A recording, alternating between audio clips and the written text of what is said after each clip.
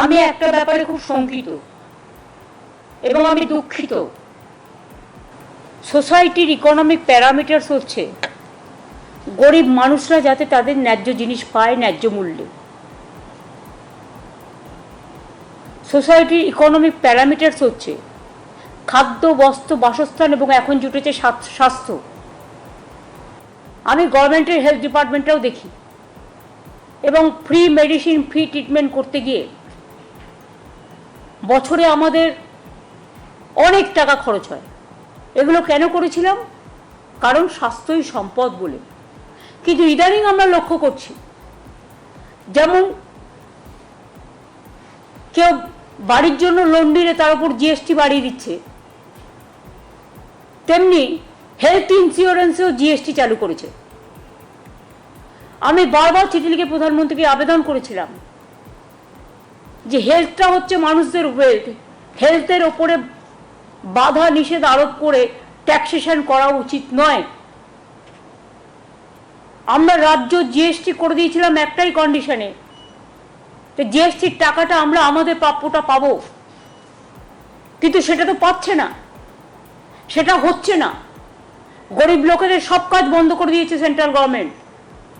তাহলে সেন্ট্রাল গভর্নমেন্টে আছে কিসের জন্য? শুধু ধর্মীয় প্রবণতার নামে একটা নতুন ধর্মের আমদানি করে, যা আমাদের তপবনের নয়, যা আমাদের রামকৃষ্ণের নয়, যা আমাদের স্বামী বিবেকানন্দের নয়, যা আমাদের বেদ বেদান্ত বেদাঙ্গের নয়, যা আমাদের ঋজু সাম যজু অথর্বের নয়।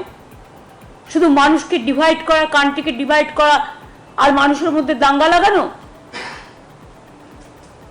আমি চাই বাসন্তী পুজো, অন্নপূর্ণা পুজো, রামনবমী সব শান্তিতে ভালোভাবে হোক।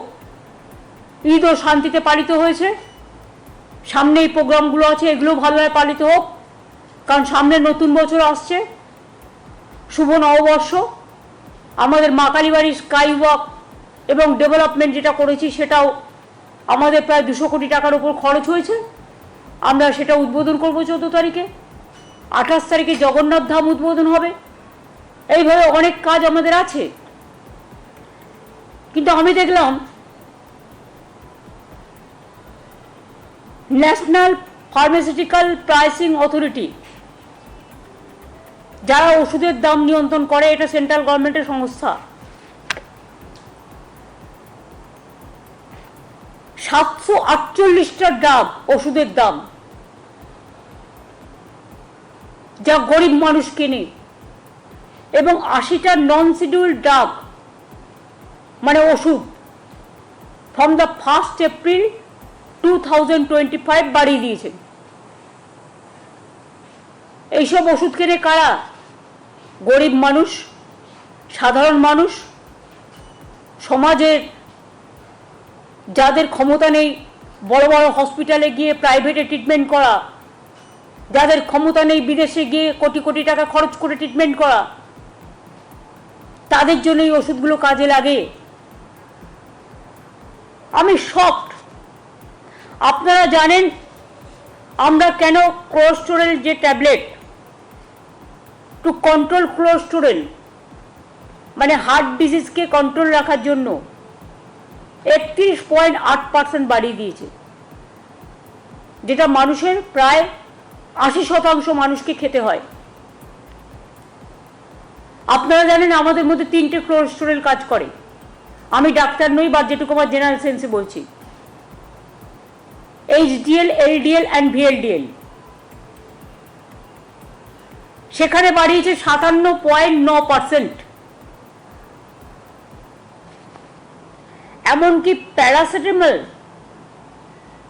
তার দাম পর্যন্ত বাড়িয়ে দিয়েছে। এর আগেও কিছুদিন আগে বাড়িয়েছিল, আপনাদের মনে আছে নিশ্চয়ই। রিসেন্টলি টোল ট্যাক্সও বাড়িয়েছে। এর থেকে স্টেট গভর্নমেন্ট কিচ্ছু পায় না, টোটালটাই সেন্ট্রাল গভর্নমেন্ট এখন শেষ করে। কারণ শেষ করার মানে হচ্ছে সেন্ট্রাল গভর্নমেন্ট স্টেট গভর্নমেন্টকে দেবে না, টোটাল টাকাটাই একা করে খাবে। তো যারা মানুষকে স্বাস্থ্য না দিয়ে, স্বাস্থ্য আমাদের সম্পদ, চিকিৎসা করবে কোথা থেকে মানুষ? এই ওষুধগুলো যখন ডক্টর প্রেসক্রাইব করবে, কাউকে 97% বেশি দিতে হবে, কাউকে 57% বেশি দিতে হবে, কাউকে 40% বেশি দিতে হবে, কাউকে 50% বেশি দিতে হবে, মেডিক্লেম করা থাকলেও তাকে দিতে হবে। তার মানে এটা কাদের জন্য হচ্ছে? এটা কি ঠিক যে is it for one section of people, যারা কমন পিপুলের মধ্যে পড়ে না, যাদের ক্ষমতা আছে, কোটি কোটি টাকা আছে, যারা কোটিত্ব দিয়ে ট্রিটমেন্ট করতে পারে, এটা কি শুধু তাদের জন্য সরকার চলবে? নাকি যারা গরিব, যারা মধ্যবিত্ত, যারা সাধারণ মানুষ, মধ্যবিত্ত সাধারণ, বুক ফাটলেও মুখ ফাটে না, মুখ খোলে না, কারণ তাদের সম্মান সবচেয়ে বড় ঐতিহ্য। আমি এটা তীব্র প্রতিবাদ করছি এবং এটা টোটাল উইথড্র করার জন্য অনুরোধ করছি। এবং এর প্রতিবাদে, যেহেতু স্বাস্থ্যটা আমাকেও দেখতে হয়, আমি মামাটি মানুষকে যারা সমর্থন করেন, এবং আমি অল ইন্ডিয়া তৃণমূল কংগ্রেসের চেয়ারম্যানও আছি, যেহেতু 6 তারিখে রামনবমী, আমি কিছু করব না, শান্তিপূর্ণভাবে কাটুক পুজো। আমরা 4 আর 5 শুক্রবার এবং শনিবার বেলা 4টের সময়, বেলা 4টে থেকে 5টা, 1 ঘন্টা প্রতি ব্লকে, প্রতি ওয়ার্ডে ওষুধের দাম বাড়াচ্ছ কেন? মানুষের স্বাস্থ্য আজকে বিঘ্নিত কেন? মানুষের স্বাস্থ্য কেড়ে নিচ্ছ কেন? আর কত দাম দিতে হবে মানুষকে সুস্থ থাকার জন্য?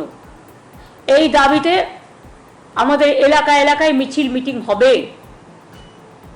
এবং সাধারণ মানুষকেও আমি বলবো, তারা নিজেদের মতো করে, কারো এনজিও থাকতে পারে, কারো স্কুল থাকতে পারে, কারো ক্লাব থাকতে পারে, তারাও এটাকে প্রতিবাদ করুন। যদি না করেন, আগামী দিন মনে রাখবেন, রোগী অসুস্থ হলেও সেন্ট্রাল গভর্নমেন্টের এই একতরফা স্বৈরাচারী সিদ্ধান্তে স্বাস্থ্য কিন্তু বিপাকে পড়ে যাবে।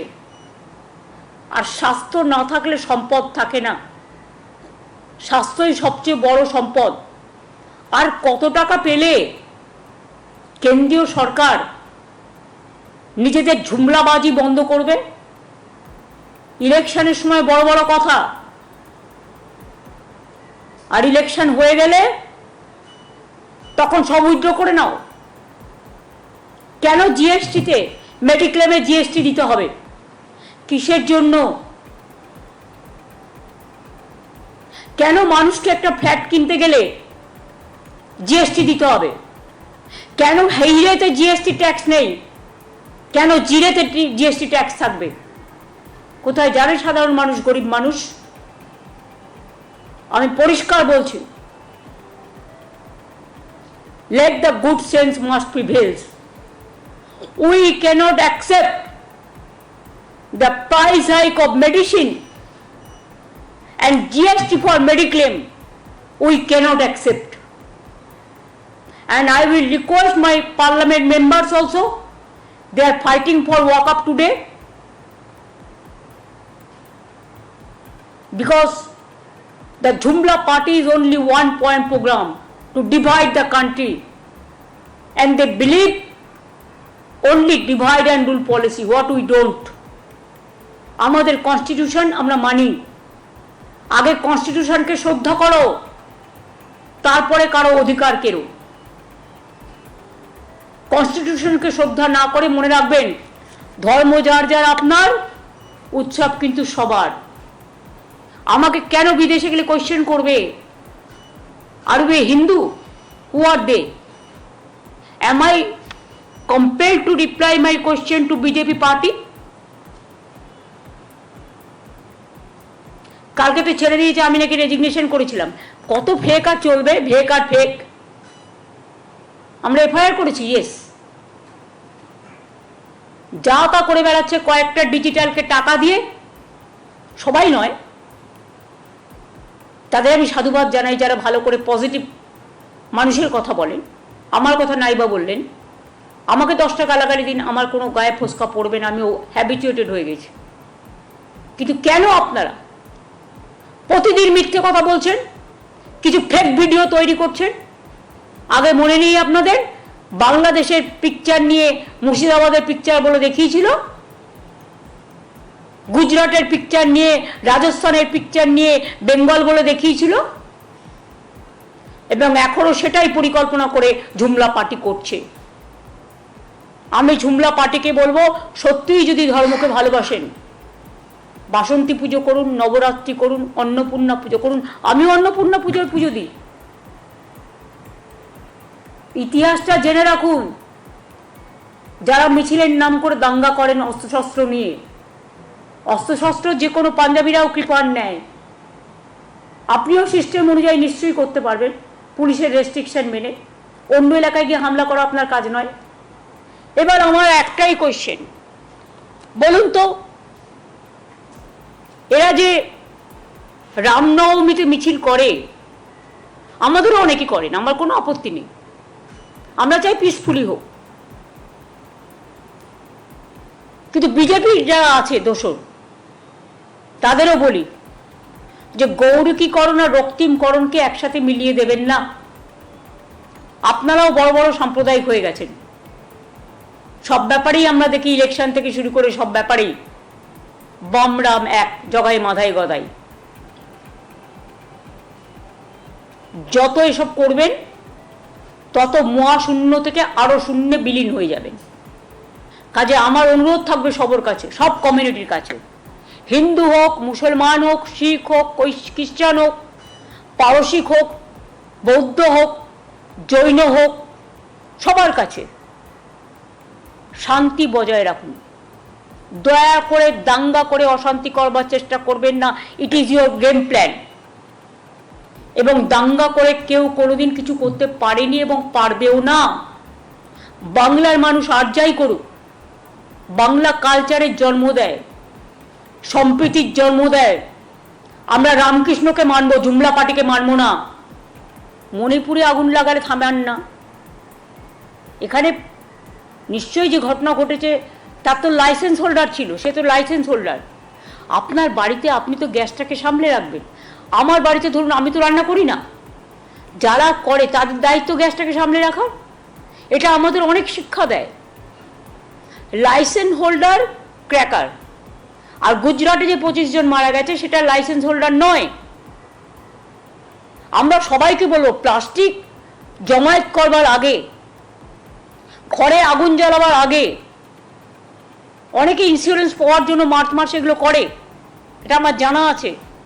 আমি অনেক দিন ধরে দেখছি সবচেয়ে বেশি আগুন এই সময়টাই লাগবে, মনে রাখবেন, জানুয়ারি, ফেব্রুয়ারি, মার্চে, ডিসেম্বরে। এবং আমার তো খারাপ লাগছে, একটা পরিবারের সবাই শেষ হয়ে গেল, ওখানে ক্র্যাকার রাখার বাড়িতে কি প্রয়োজন? এটা আমি আবেদন করে বলবো যে আপনারা প্লিজ সাবধান হন। এমন কোনো ঘটনা যাতে না ঘটে কারো পরিবারে, যাতে একজনও কেউ মারা যায়। আজকের যুগে সোশ্যাল নেটওয়ার্ক খুব পাওয়ারফুল। আমি সোশ্যাল নেটওয়ার্কের মাধ্যমেও, ডিজিটাল এবং প্রেস মিডিয়ার মাধ্যমেও অনুরোধ করব, মানুষকে বাঁচানোর জন্য আপনারা সচেতনতা বৃদ্ধি করুন। এ ব্যাপারে আমাদের পূর্ণ সমর্থন আছে। Bureau news Bangla Times.